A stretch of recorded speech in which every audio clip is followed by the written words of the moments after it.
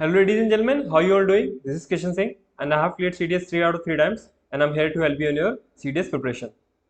So आज जो हम चैप्टर पढ़ेंगे वो है हमारा अर्थक्वेक एंड वॉल्केनोस। काफ़ी इंपॉर्टेंट चैप्टर है, ठीक है। इसमें जो जो टॉपिक्स है, ठीक है, बहुत ही मतलब हर बार ऑलमोस्ट पूछा जाता है सीडीएस में। अर्थक्वेक और वॉल्केनो से क्वेश्चन आता ही आता है, ठीक है। ऑलराइट, चलिए स्टार्ट करते हैं। तो अर्थक्वेक या वॉल्केनो पढ़ने से पहले, ठीक है, हम जान लेते हैं हमारे एक टॉपिक आता है जिसे हम कहते हैं interior of earth. Interior of earth, ठीक है, कि हमारा अर्थ का इंटीरियर कैसा है। तो अर्थ अर्थ के इंटीरियर को जानने के लिए हमारे पास दो तरीके हैं, ठीक है। एक होते हैं आपके डायरेक्ट सोर्सेस और एक होते हैं आपके इनडायरेक्ट सोर्सेस, ठीक है, जिनसे हम अर्थ के इंटीरियर को जानते हैं। जो आपका डायरेक्ट सोर्सेज होते हैं, ठीक है, उसमें आ जाता है आपका सरफेस रॉक्स, ठीक है, जो आपके सरफेस पे रॉक्स पाई जाती हैं। दूसरा माइनिंग, खुदाई से पता लगाते हैं कि हमारे अर्थ का इंटीरियर कैसा है। और तीसरा है आपका वॉल्केनिक इरप्शन, ठीक है, जब वॉल्केनो फटता है उसके अंदर से लावा बाहर आता है, उसकी स्टडी या एनालिसिस करके भी ये हम पता लगाते हैं कि हमारे अर्थ का इंटीरियर कैसा है, ठीक है, तो वॉल्केनिक इरप्शंस, ठीक है। तो ये तो हो गया आपके डायरेक्ट सोर्सेस।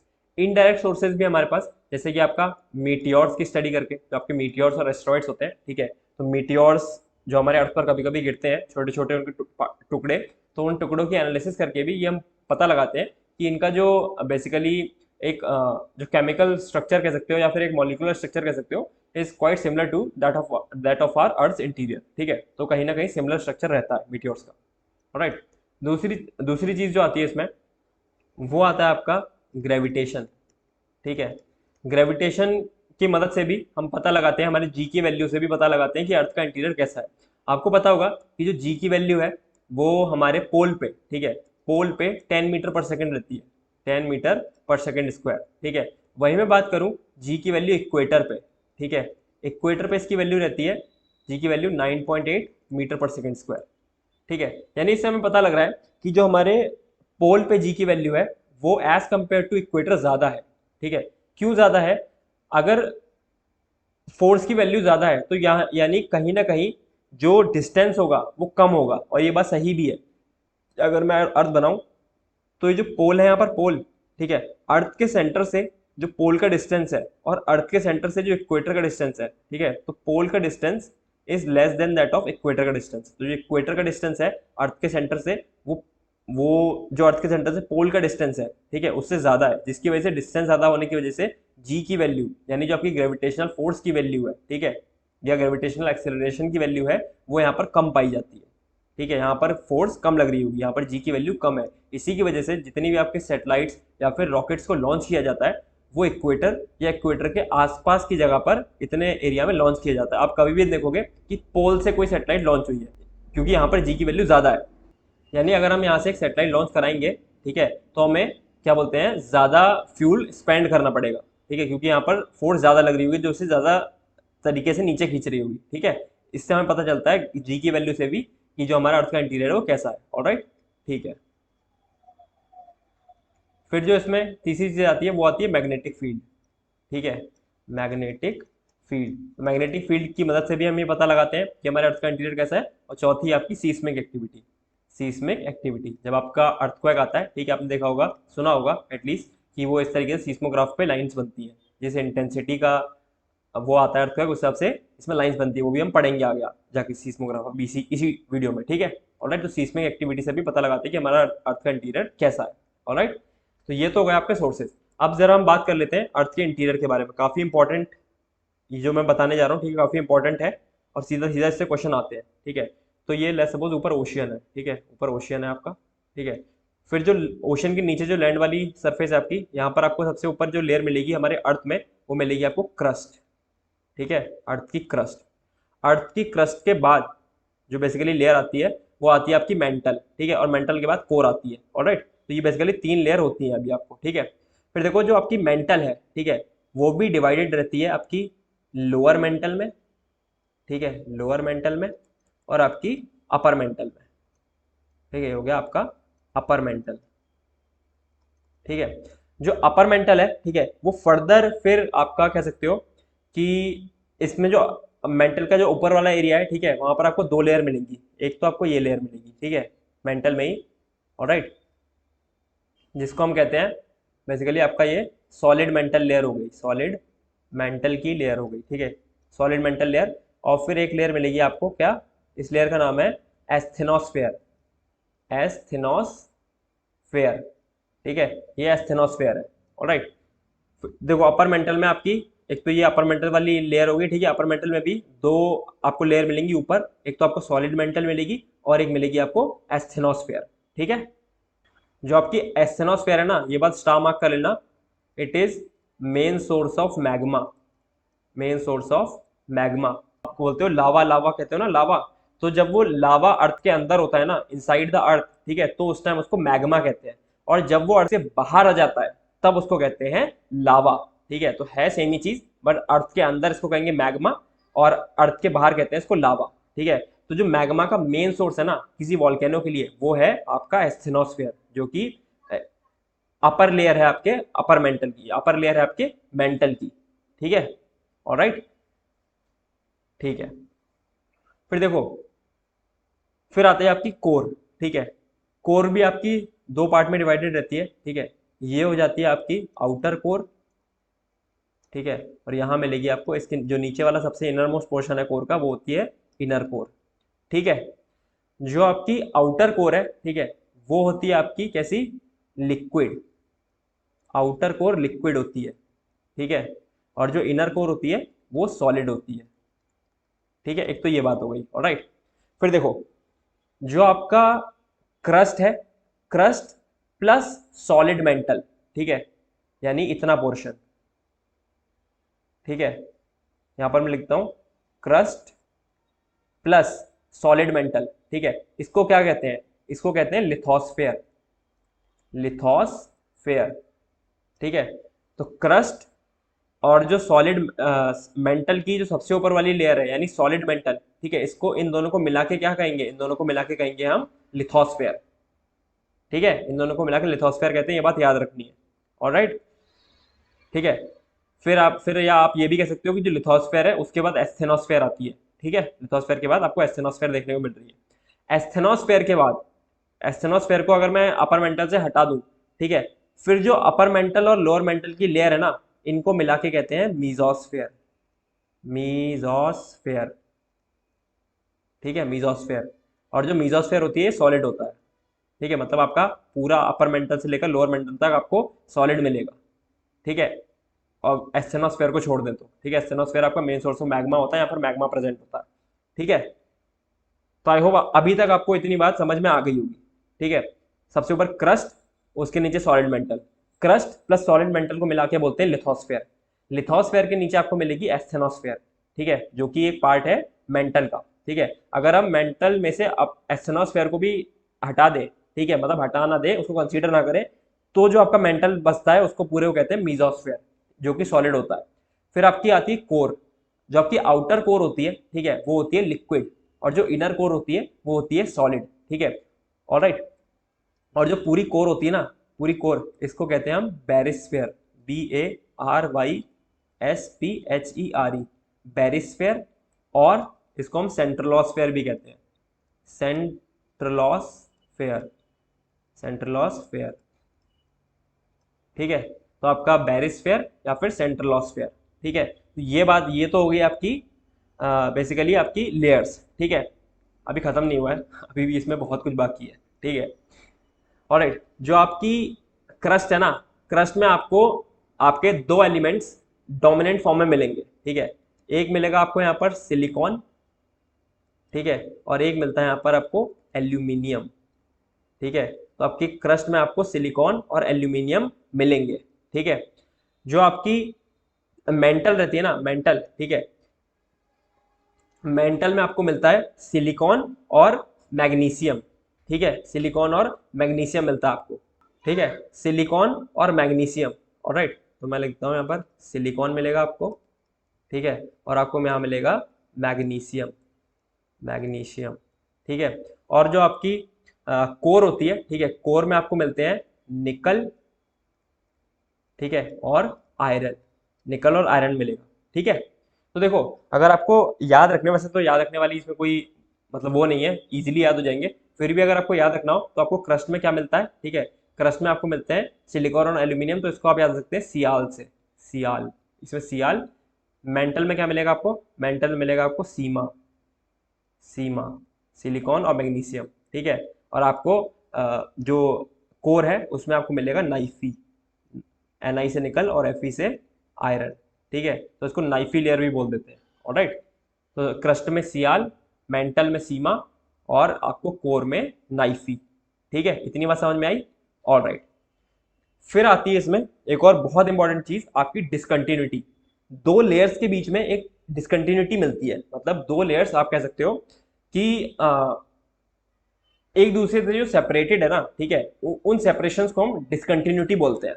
ऑलराइट, तो आपको ओशियन और क्रस्ट के बीच में, अर्थ की क्रस्ट के बीच में जो डिसकंटिन्यूटी मिलती है उसको बोलते हैं Conrad discontinuity, Conrad discontinuity, discontinuity.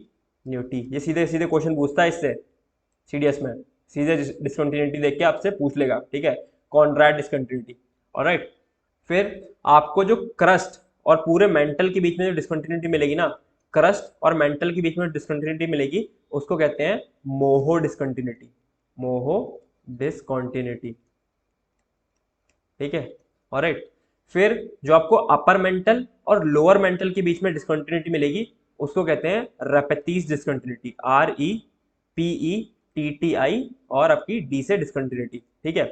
फिर आपको जो मेंटल और कोर के बीच में डिसकंटिन्यूटी मिलती है उसको कहते हैं गुटेन्सबर्ग डिसकंटिन्यूटी, गुटेन्सबर्ग डिसकंटिन्यूटी, ठीक है। और फिर जो आपको आपकी आउटर कोर और इनर कोर के बीच में डिसकंटिन्यूटी मिलती है, ठीक है, उसको कहते हैं लेहमैन्स डिसकंटिन्यूटी, लेहमैन डिसकंटिन्यूटी, ठीक है। तो आपको ओशियन और अर्थ की क्रस्ट के बीच में मिलेगी कॉनराड डिसकंटिन्यूटी, ठीक है। क्रस्ट और मेंटल के बीच में मिलेगी आपको मोहो डिसकंटिन्यूटी, अपर मेंटल और लोअर मेंटल के बीच में मिलेगी आपको रेपेतीस डिसकंटिन्यूटी, मेंटल और कोर के बीच में मिलेगी आपको गुटेन्सबर्ग डिसकंटिन्यूटी, एंड आउटर कोर और इनर कोर के बीच में आपको मिलेगी लेहमैन डिसकंटिन्यूटी, ठीक है। तो अगर इसको याद करना हो तो टिक तो है मेरे पास यार हर चीज की ठीक है, तो आप याद रख सकते हो कोई, ठीक है, मान लो COI कोई होता है, ठीक है, कोई मुझे रेड गुलाब ला दो, कोई मुझे रेड गुलाब ला दो, कोई से आपका कॉनराड, मुझे से आपका मोहो, रेड से आपका रिपेती, गुलाब से आपका गुटेन्सबर्ग और लादो से आपका लेहमैन डिसकंटिन्यूटी, ठीक है। तो अब आपको सारी डिसकंटिन्यूटी याद हो गई होगी, ठीक है, यहीं पर। Alright, Conrad, Moho, Repetti, Gutenberg and Lehmann discontinuity. Alright, तो ये पूरा अच्छे से इसको याद कर लेना, सारी लेयर्स याद रखना, सारी डिसकंटिन्यूटी याद रखना, कौन कौन से एलिमेंट्स पाए जा रहे हैं, कौन कौन से मेटल्स पाए जा रहे हैं वो याद रखने, ठीक है। और आपका जिससे आप जो भी सवाल बनेगा आप इजीली कर पाओगे। ऑलराइट, ठीक है। फिर इसी आपके इंटीरियर ऑफ अर्थ वाले में एक आपका पॉइंट है, ठीक है, वो भी ध्यान में रखना, उससे क्वेश्चन बन सकता है सीडीएस में। ऑलराइट, ये आपका जो आपकी ओशियन की क्रस्ट होती है, ठीक है, आपका एक तो हो गया ओशियन वाला पार्ट हो गया और एक आपका कॉन्टिनेंट वाला पार्ट हो गया, ठीक है। एक तो आपका ओशियन हो गया, water water water water water, उसके नीचे भी तो कहीं लैंड होगा, ठीक है, तो वहां पर ही तो क्रस्ट पाई जाएगी। तो जो ओशियन के नीचे क्रस्ट होती है और जो आपका कॉन्टिनेंट है, जैसे हम एशियन कॉन्टिनेंट में रह रहे हैं, तो जो हमारे कॉन्टिनेंट में, कॉन्टिनेंट वाले पार्ट में जो आपको क्रस्ट मिलेगी, ठीक है, उसके बारे में पॉइंट है। ऑलराइट, तो देखो जो आपकी कॉन्टिनेंटल क्रस्ट होती है, कॉन्टिनेंटल क्रस्ट होती है, ठीक है, इज थिकर देन आपकी ओशियनिक क्रस्ट, ओशियनिक क्रस्ट, ठीक है। तो लेट्स सपोज ये लगभग ऐसे मान लो कि आपकी कॉन्टिनेंटल क्रस्ट है, ठीक है, तो ये मान लो आपकी ये ओशियनिक क्रस्ट है, ठीक है, यानी थिक है, continental crust is thicker than oceanic crust, ठीक है। वहीं दूसरा पॉइंट है oceanic crust is denser then continental crust, continental crust, इसमें कंफ्यूजन होती है काफी लोगों को, ठीक है। कॉन्टिनेंटल क्रस्ट, देखो डेंसिटी किसी चीज की कितनी है, वो कोई चीज कितनी डेंस है, थिक होना इज अनदर थिंग, ठीक है। थिकनेस आपने देखी, ये इतनी थिक है और ये इतनी थिक है, आपकी ओशियनिक क्रस्ट, सॉरी आपकी कॉन्टिनेंटल क्रस्ट, ठीक है, और आपकी ओशियनिक क्रस्ट। तो जो कॉन्टिनेंटल क्रस्ट है वो थिकनेस में ओशियनिक क्रस्ट से ज्यादा है। बट अगर डेंसिटी की बात करें, जो कौन सी चीज ज्यादा डेंसली पैक्ड है, तो आपकी oceanic crust is denser then continental crust. जो आपकी ओशियनिक क्रस्ट की डेंसिटी होती है वो होती है आपकी 3 ग्राम पर सेंटीमीटर क्यूब। ठीक है, वहीं अगर कॉन्टिनेंटल क्रस्ट की डेंसिटी की बात करूं तो वो होती है 2.7 ग्राम, ठीक है, पर सेंटीमीटर क्यूब। तो वैल्यू इतनी याद रखने की जरूरत नहीं है, बस आप इतना याद रखना कि oceanic crust is denser then continental crust, और थिकनेस में continental crust is thicker than oceanic crust. ठीक है, ऑलराइट। और ये बात तो आप सब जानते होंगे कि अगर हम अर्थ के सेंटर की तरफ जाएंगे, मतलब इंटीरियर में जाएंगे, तो आपका डेंसिटी बढ़ेगी। ठीक है, डेंसिटी बढ़ेगी, आपका टेम्परेचर बढ़ेगा, ठीक है, और प्रेशर बढ़ेगा जब हम अर्थ के अंदर जाते हैं, अर्थ के इंटीरियर की तरफ जाते हैं। ठीक है, तो ये बात तो मतलब अंडरस्टूड है ऑलरेडी। ऑलराइट, ठीक है। तो हम बात कर लेते हैं अर्थक्वेक की। हमने अर्थ का इंटीरियर समझ लिया, उसकी डिसकंटिन्यूटी, उसकी लेयर समझ ली, तो अब बात करते हैं अर्थक्वेक की। ठीक है, देखो, या मैंने अर्थ का एक इंटीरियर बताया, ठीक है। अर्थ के इंटीरियर में, ठीक है, अर्थ के इंटीरियर में जिस पॉइंट पर अर्थक्वेक ओरिजिनेट होता है, ठीक है। अर्थक्वेक आता क्यों है? बेसिकली जब आपके फॉल्ट होते हैं ना, जो बेसिकली आप कह सकते हो दरारें होती हैं अर्थ के अंदर, उसके वहां पर एनर्जी रिलीज होती है। एनर्जी रिलीज होने की वजह से क्या होता है कि जो दरार की इधर उधर की लेयर होती है ना, वो आपस में इधर उधर जाना चाहती है, ठीक है। और वो जब इधर उधर खिसक जाती है, वहाँ की रॉक्स वगैरह जब साइड में खिसक जाती है, जिसकी वजह से जो ऊपर की लेयर है, ऊपर की जो लेयर होती है वो अनस्टेबल सी हो जाती है, ठीक है, जिसकी वजह से आपको अर्थक्वेक महसूस होता है। तो उसकी इतनी डिटेल में जाने की जरूरत नहीं है, आप इतना जानो कि जिस पॉइंट से, ठीक है, जिस पॉइंट से अर्थक्वेक हमारी अर्थ के अंदर ओरिजिनेट होता है, ठीक है, ओरिजिनेट होता है, उस पॉइंट को कहते हैं फोकस और हाइपोसेंटर। हाइपोसेंटर, ठीक है। तो आप यहां लिख सकते हो ओरिजिन, जहां से अर्थक्वेक ओरिजिनेट हो रहा है अर्थ के इंटीरियर में, ठीक है। या फिर इसको मैं एक और चीज कह सकता हूं, ठीक है, point of release of energy. Point of release of energy, इसी पॉइंट पे एनर्जी रिलीज हुई है, यहीं से ओरिजिनेट हुआ है, ठीक है, तो इसको फोकस कहते हैं। ऑलराइट, ऑलराइट, तो ये हो गया point of release of energy. फिर ये जो अर्थक्वेक है, ठीक है, जब यहाँ से रिलीज होगी एनर्जी, तो ये वेव्स के फॉर्म में इस तरीके से ऊपर जाएगी, ऊपर की तरफ जाएगी, ठीक है, वेव्स के फॉर्म में ऊपर जाएगी। तो अर्थ का वो पॉइंट, अर्थ के सरफेस का वो पॉइंट जहां पर ये एनर्जी सबसे पहले पहुंचेगी, ठीक है, उसको कहते हैं हम एपीसेंटर। एपीसेंटर, ठीक है, जहां पर हमें सरफेस पे सबसे पहले अर्थक्वेक महसूस होगा, ठीक है, सरफेस पर जिस जगह से अर्थक्वेक आ रहा है, ठीक है, उसको कहते हैं एपीसेंटर। इंटीरियर में जहां से अर्थक्वेक ओरिजिनेट हो रहा है, उसको कहते हैं हम फोकस या फिर हाइपोसेंटर। और सरफेस पे जब अर्थक्वेक पहुंचता है, तो जिस पॉइंट पे पहुंचेगा सरफेस, अर्थ की सरफेस पे, उसको हम कहते हैं एपीसेंटर। ठीक है, ये होता है एपीसेंटर आपका, point on the surface of earth, surface of earth, ठीक है, nearest to the focus. Alright, focus जहां से आपका फोकस होगा, फोकल पॉइंट होगा, ठीक है, उस पॉइंट से जो नियरेस्ट पॉइंट होगा अर्थ के सरफेस का, उसको हम एपीसेंटर बोलेंगे। ठीक है, बात आपको समझ में आ गई होगी।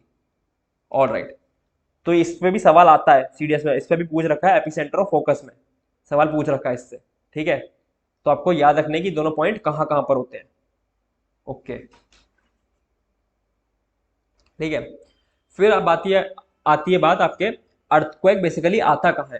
ठीक है, ये पॉइंट जो है ये बेसिकली अर्थ की किस लेयर में लाए करेगा। ठीक है, तो जो आपका अर्थक्वेक आता है वो आता है लिथोस्फेयर में। ठीक है, earthquake takes place in lithosphere. Star mark कर लेना, सीधा सीधा पूछ सकता है कि अर्थक्वेक आता कहाँ है। अर्थक्वेक आता है आपके लिथोस्फेयर में। ठीक है, ऑलराइट। फिर देखो, ये आपका सीस्मोग्राफ से रिकॉर्ड किया जाता है। ठीक है, सीस्मोग्राफ पे पता चलता है कि अर्थक्वेक है, अर्थक्वेक आ रहा है। ठीक है, तो इस तरीके से इसमें कुछ सर्टेन लेयर्स बनती हैं, मतलब सर्टेन आपको ग्राफ की तरह आपको लाइंस बनती हुई दिखेंगी। ठीक है, इस तरीके से आपको लाइंस बनती दिखेंगी। ये होती है आपकी पी वेव, ठीक है, ये होती है आपकी एस वेव की एक्टिविटी, और ये होती है आपकी सरफेस वेव की एक्टिविटी। अभी बता रहा हूँ क्या है ये। ठीक है, कि मैंने आपको बना के दिखा दिया। ऑलराइट, समझो, जो आपकी अर्थक्वेक की जो वेव्स होती है ना, अर्थक्वेक वेव्स में ही तो आता है। ठीक है, आपकी जो अर्थक्वेक की वेव्स होती हैं, अर्थक्वेक वेव्स, जो आपकी अर्थक्वेक की वेव्स होती हैं वो बेसिकली दो टाइप की होती हैं आपके, ठीक है। इस पे भी सवाल आता है। एक होती है आपकी बॉडी वेव्स, ठीक है, और एक होती है आपकी सरफेस वेव्स, सरफेस वेव्स, ठीक है। जो आपकी बॉडी वेव्स होती हैं they generate at the focus, generate at focus, जहां पर आपकी एनर्जी रिलीज होती है ये वहां से जनरेट होती है, ठीक है। तो ये आपकी फोकस से जनरेट होती है body waves, alright.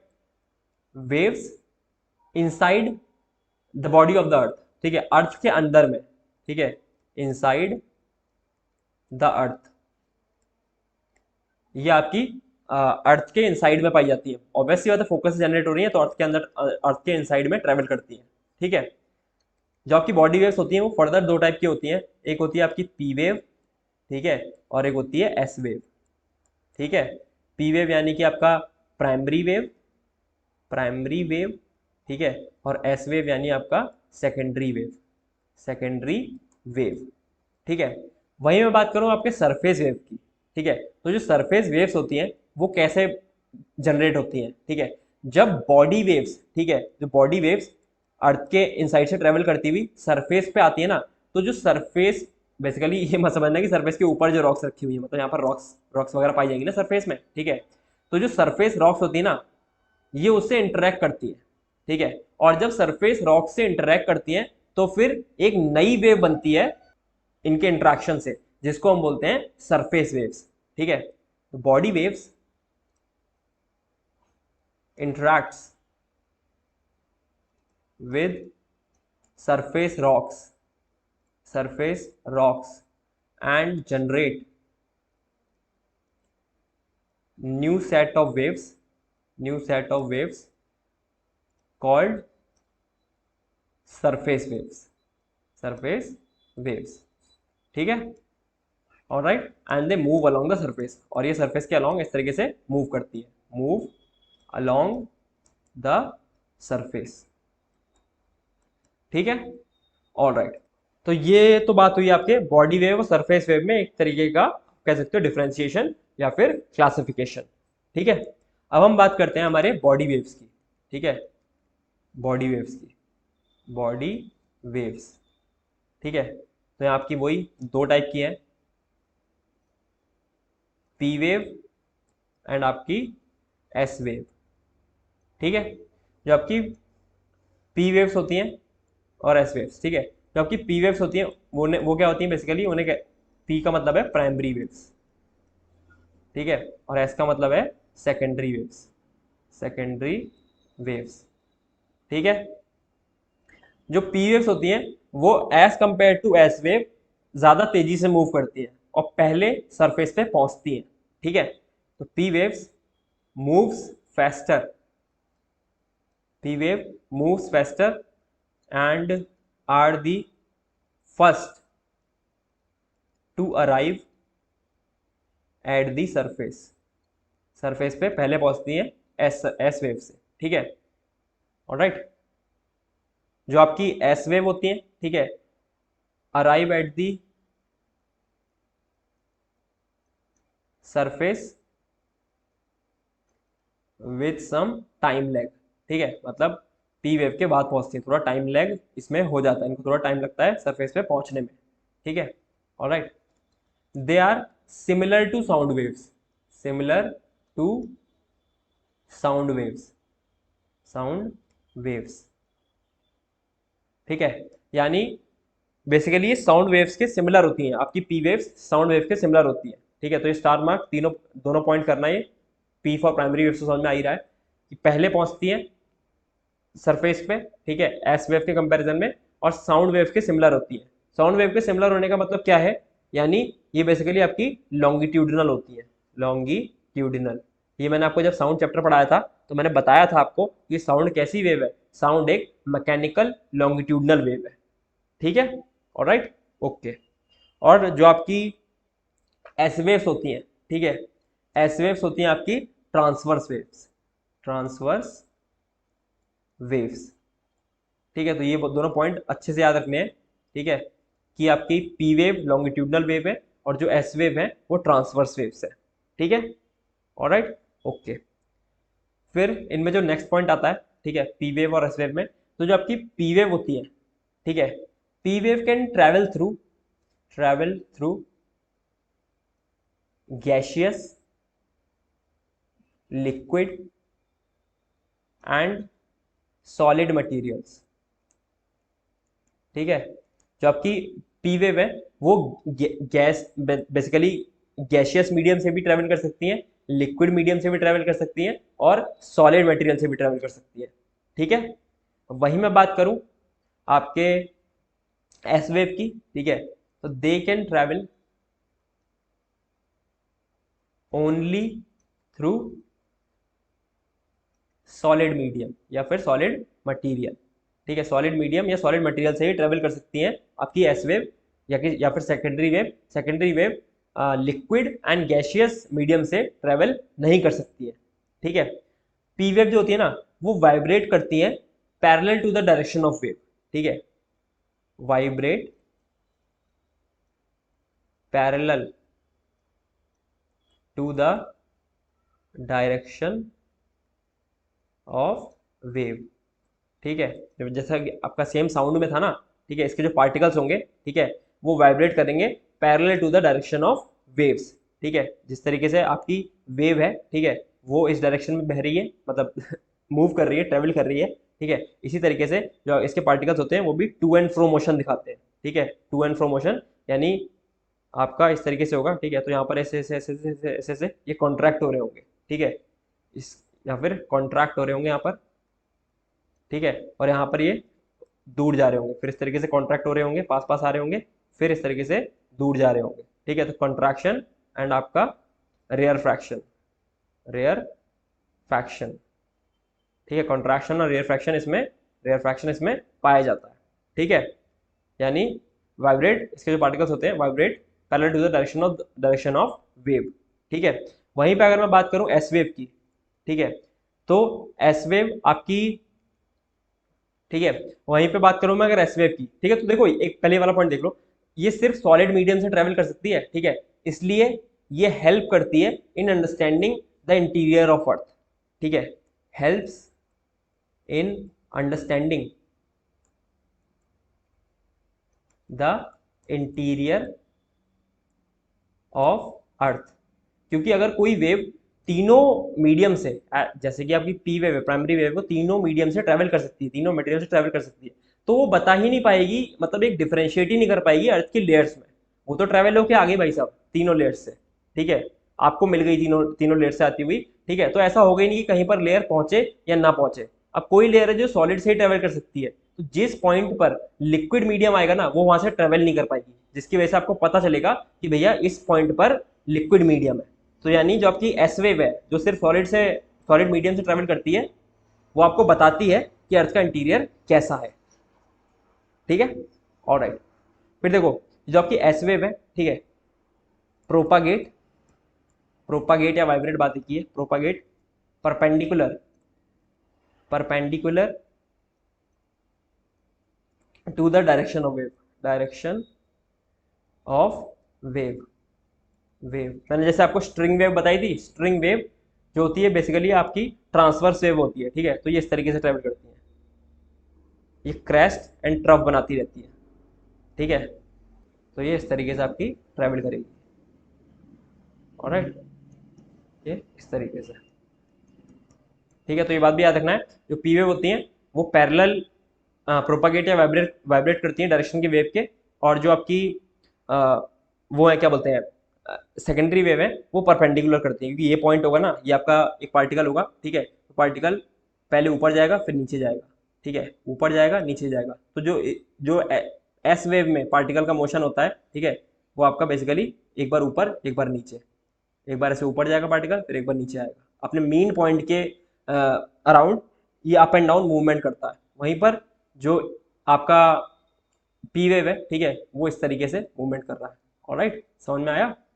Parallel wave भी इधर जा रही है और मूवमेंट भी इधर हो रहा है। वहीं पर वेव ऐसे जा रही है और ये ऐसे मूव कर रहा है, यानी परपेंडिकुलर हो गया 90 डिग्री। ठीक है, ऑलराइट। फिर हम बात कर लेते हैं हमारी सरफेस वेव्स की, सरफेस वेव्स की। इस पर सीधा सीधा क्वेश्चन आता है, जितना मैंने लिखा है ना वो सफिशियंट है, उससे आपको क्वेश्चन आएगा तो आप कर पाओगे। ठीक है। जो आपकी सरफेस वेव है, पहली बात तो आपके vibrate perpendicular to the wave direction, ठीक है, वाइब्रेट परपेंडिकुलर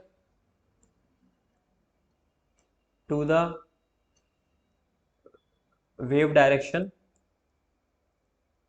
इन वर्टिकल प्लेन, वर्टिकल प्लेन, ठीक है। ये भी बेसिकली इसी तरीके से क्रेस्ट एंड ट्रफ बनाती हुई मूव करती है, ठीक है, सेम इसी तरीके से जैसे कि आपकी सेकेंडरी वेव करती है, ठीक है। और जो आपकी सरफेस वेव्स होती है, स्टामा करना, इस पर भी स्टामा करना, ठीक है, ये होती है आपकी मोस्ट डैमेजिंग। तो अगर पूछे कि P wave, primary wave, secondary wave और सरफेस वेव्स में से सबसे ज़्यादा डैमेजिंग वेव्स कौन सी होती है, तो वो सरफेस वेव्स होती हैं, ठीक है, क्योंकि ये तो ट्रेवल करके ऊपर आ गई, अब जो ऊपर की तबाही मचाती है, ठीक है, वो आपकी सरफेस वेव मचाएगी। ऑलराइट, ठीक है।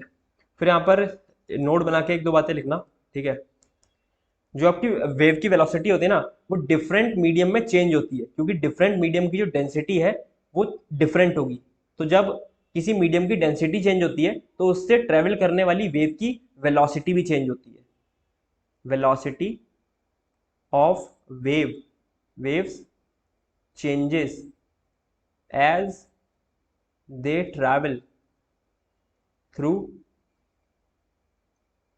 मटेरियल विद डिफरेंट डेंसिटीज, ठीक है, डेंसिटीज। और जो आपकी वेव वेलोसिटी होती है वो डायरेक्टली प्रोपोर्शनल होती है डेंसिटी के, यानी जितनी ज़्यादा डेंसिटी होगी किसी मटेरियल की, वेव उतनी ही फास्टली मूव करेगी, ठीक है। ऑलराइट, और जो आपकी वेव होती है वो रिफ्लेक्ट हो सकती है और या फिर रिफ्रैक्ट हो सकती है, ठीक है, दे रिफ्लेक्ट और रिफ्रैक्ट इन डिफरेंट मीडियम, ठीक है। तो ये दोनों बात आपको याद रखनी है। फिर इसी में आपका पी वेव और एस वेव में कॉन्सेप्ट आता है शैडो जोन का। शैडो जोन का इंपॉर्टेंट कॉन्सेप्ट है, ध्यान से सुनना, ठीक है। शैडो जोन क्या होती है? Area where waves are not reported, waves are not reported, ठीक है। तो अगर मैं इस तरीके से अर्थ बनाऊं, ये मैंने अर्थ बनाई है, ठीक है, ये अर्थ की कोर है, ऑलराइट, अर्थ की कोर है, ऑलराइट। तो लेट सपोज, मतलब मुझे ट्रैक करना है, ठीक है, ट्रेस करना है कि जो मेरा एपिसेंटर है ना, ठीक है, ये मेरा एपिसेंटर है, यहाँ पर वेव पहुंची है, ठीक है। तो मुझे ट्रेस करना है कि ये वेव बेसिकली कहाँ कहाँ तक पहुंची होंगी बेसिकली, ठीक है, ऑलराइट। तो देखो, अगर मैं इसको ट्रेस बैक करूंगा, ठीक है, तो ये इधर जा सकती है वेव, इस तरीके से ट्रेवल कर सकती है वेव्स, ठीक है, पाथ में देखना चाह रहा हूँ इसका, ठीक है। फिर जब ये इधर आएगी ना, तो यहाँ पर देखना, ये ऊपर का जो पार्ट था वो बेसिकली सॉलिड था। अब जो कोर में आपको आउटर कोर वाला पार्ट मिलेगा वो बेसिकली लिक्विड पार्ट मिलेगा, ठीक है। तो इस तरीके से यहाँ पर ये इसमें आपको रिफ्रैक्शन होता हुआ दिखेगा, ठीक है। तो रिफ्रैक्शन होने की वजह से इस तरीके से ये अंदर की तरफ हो जाएगी, ठीक है, देन फिर अगेन बाहर की तरफ हो जाएगी, ठीक है। तो यहाँ पर रिफ्रैक्शन होने की वजह से जो आपकी वेव है, ठीक है, उसका पाथ थोड़ा चेंज हो जाएगा, ऑलराइट। तो ये इस तरीके से फिर ये थोड़े डिफरेंट पाथ पे चलेंगी, ऑलराइट। तो मेरे इतने मतलब फिगर पे मत जाना, ऑलराइट, ठीक है। तो ये फिर इस तरीके से, इस तरीके से और ये इस तरीके से इसका पाथ दिखाई देगा, ठीक है। तो अगर मैं बात करूं पी वेव की शैडो जोन की, ठीक है, तो वेव यहाँ, वेव इतने एरिया में मिल रही है, इतने एरिया में, और वेव इतने एरिया में मिल रही है, बट इतने एरिया में वेव्स नहीं मिल रही है, ठीक है, यानी ये हो जाएगा पी वेव का शैडो जोन, ठीक है। मैंने पी वेव के लिए ड्रॉ किया है पी वेव का शैडो जोन। तो पी वेव का शैडो जोन कहाँ से कहाँ लाई करता है? ये लाई करता है आपका 105 डिग्री से लेकर 145 डिग्री तक, ठीक है। यहाँ पर सेम 145 डिग्री और 105 डिग्री, ठीक है। तो P wave shadow zone, P wave shadow zone, shadow zone, ठीक है, ये आपका कहाँ से कहाँ तक है? ये आपका 105 डिग्री से लेकर 145 डिग्री तक मिलेगा, ठीक है। वहीं मैं अगर ड्रॉ करूँ एस वेव के लिए, ठीक है, जो आपकी कोर है एस वेव के लिए, एस वेव के लिए, ठीक है। तो हमें पता है कि एस वेव सिर्फ और सिर्फ आपका सॉलिड से ट्रेवल कर सकती है, सॉलिड मटेरियल से ट्रेवल कर सकती है, सॉलिड मीडियम से ट्रेवल कर सकती है, वो लिक्विड से ट्रेवल नहीं कर सकती है, ठीक है। तो ये आएगी इस तरीके से। और कोर तो आपकी, अगर मैं आउटर कोर की बात करूं तो वो तो लिक्विड है ना, अब इसके थ्रू तो ट्रेवल करेगी नहीं, यहाँ तो रुक जाएगी आके वो, ठीक है। तो इस तरीके से आपको इसका पाथ दिखाई देगा जब आप ट्रेस करोगे, ठीक है। तो जो एस वेव का शेडो आएगा ना, शेडो जोन, वो आएगा आपका 105 डिग्री से लेकर 105 डिग्री तक, ठीक है। यहाँ पर तो कुछ नहीं मिल रहा आपको, इतना पूरा जो एस वेव का शेडो है, शेडो जोन रहेगा, ठीक है। तो shadow zone of S wave, ठीक है, ये कितना है, ये आपका 105 डिग्री से लेकर 105 डिग्री तक है, ठीक है।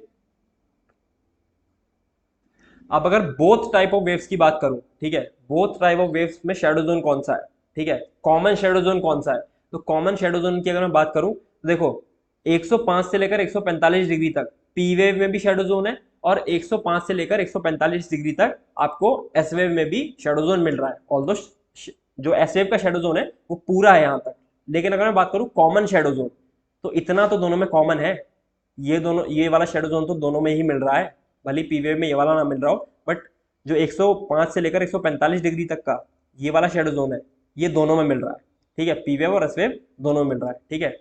तो जब आपको कॉमन शेडो जोन मिलेगा, ठीक है, कॉमन शेडो जोन जो कि दोनों वेव्स में पाया जाएगा, पी वेव में भी एंड एस वेव में भी, वो कितना होगा, वो है आपका 105 डिग्री से लेकर 145 डिग्री तक। तो ये बात भी हम स्टार मार्क करके लिखेंगे कि कॉमन शेडो जोन 105 डिग्री से लेकर आपका 145 डिग्री तक रहेगा, ठीक है। ऑल राइट, फिर देखो आपका इसमें आता है types of earthquake, types of earthquake, ठीक है।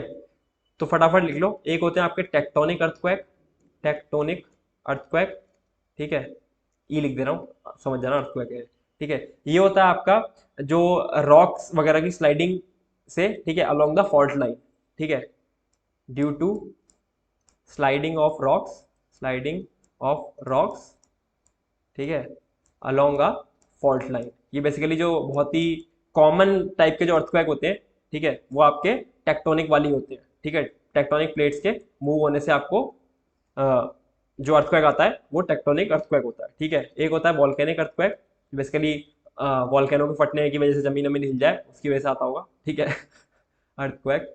ऑलराइट, तो बस हमें इनके नाम याद रखने हैं, ठीक है। तीसरा होता है आपका कोलैप्स अर्थक्वेक, कोलैप्स अर्थक्वेक, जब अंडरग्राउंड माइनिंग कर रहे हैं, ठीक है, अंडरग्राउंड माइनिंग की वजह से जमीन कोलैप्स कर गई, ठीक है, तो आपको वहां पर कोलैप्स अर्थक्वेक देखने को मिलेगा अंडरग्राउंड माइनिंग की वजह से, ठीक है। एक होता है आपका एक्सप्लोजन अर्थक्वेक, एक्सप्लोजन अर्थक्वेक, क्यों लिख रहा हूँ बार बार मैं अर्थक्वेक, अभी ई बना के बोला था, ठीक है। जो एक्सप्लोजन अर्थक्वेक होता है बेसिकली आपका न्यूक्लियर या केमिकल एक्सप्लोजन की वजह से, ठीक है, ड्यू टू केमिकल और nuclear explosion, nuclear explosion, explosion. वैसे इस पे सवाल पूछेगा तो नहीं, बट स्टिल अगर पूछ ले तो 5 बातें याद करके भी क्या दिक्कत है, ठीक है। एक होता है reservoir induced, reservoir induced earthquake, ठीक है, और ये होता है आपका occurs in the area of large reservoir, large reservoir, ठीक है। ये आपके जहां पर मतलब पानी को बहुत ज्यादा रोक के रखा जाता है ना एरियाज में, ठीक है, उन एरियाज में आपका due to pressure earthquake generate हो सकता है, ठीक है, तो रिजर्वॉयर इंड्यूस अर्थक्वेक। फिर एक सुपर मोस्ट टॉपिक आता है इसमें, ठीक है, वो देखना, हम अर्थक्वेक को मेजर कैसे करते हैं, मेजरिंग ऑफ अर्थक्वेक, ठीक है। अर्थक्वेक को मेजर किया जाता है बेसिकली 2 बेसिस पे, एक होता है आपका मैग्नीट्यूड के बेस पे, मैग्नीट्यूड, और एक होता है आपका इंटेंसिटी के बेस पे, इंटेंसिटी ऑफ शॉक, ठीक है। एक आपका हो गया मैग्नीट्यूड के बेसिस पे, और एक हो गया आपका इंटेंसिटी ऑफ शॉक के बेसिस पे, कि कितने मैग्नीट्यूड का अर्थक्वेक आया है, कितनी इंटेंसिटी से आया है, ठीक है। मैग्नीट्यूड का बेसिकली मतलब क्या है, कितनी एनर्जी रिलीज हुई है, आपका फोकस या हाइपोसेंटर पे कितनी एनर्जी रिलीज हुई थी, ठीक है, एनर्जी रिलीज, ठीक है। और intensity of the shock, visible damage कितना किया है उसने, ठीक है, जिस पॉइंट पर, जिस जगह पर आया है वहां पर उसने डैमेज कितना किया उस जगह को, ठीक है, विजिबल डैमेज के बेसिस पे। तो जो मैग्नीट्यूड के बेसिस पे, ठीक है, अर्थक्वेक को मेजर किया, बेसिकली जो मैग्नीट्यूड अर्थक्वेक का मेजर करेंगे हम, वो मेजर करते हैं रिचर स्केल से।